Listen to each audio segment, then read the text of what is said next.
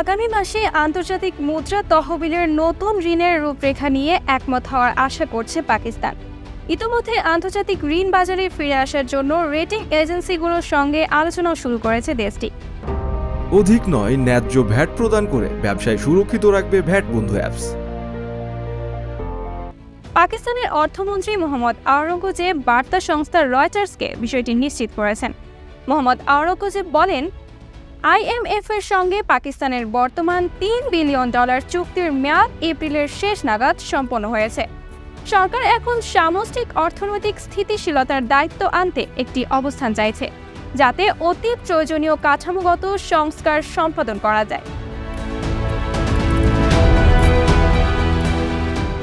IMF ও বিশ্ব ব্যাংকের বসন্তকালীন বৈঠকে IMF এর ব্যবস্থাপনা পরিচালক ক্রিস্টালিনা জর্জিয়েভার সঙ্গে সাক্ষাৎ করেন আওরঙ্গজেব।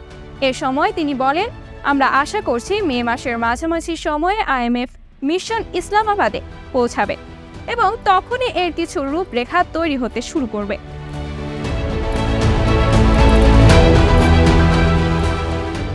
পাকিস্তান কমপক্ষে $600 কোটি চাইবে বলে ধারণা করা হচ্ছে। তবে সরকার কোন ধরনের কর্মসূচি আশা করছে তার রূপরেখা দিতে অস্বীকৃতি জানান অর্থমন্ত্রী।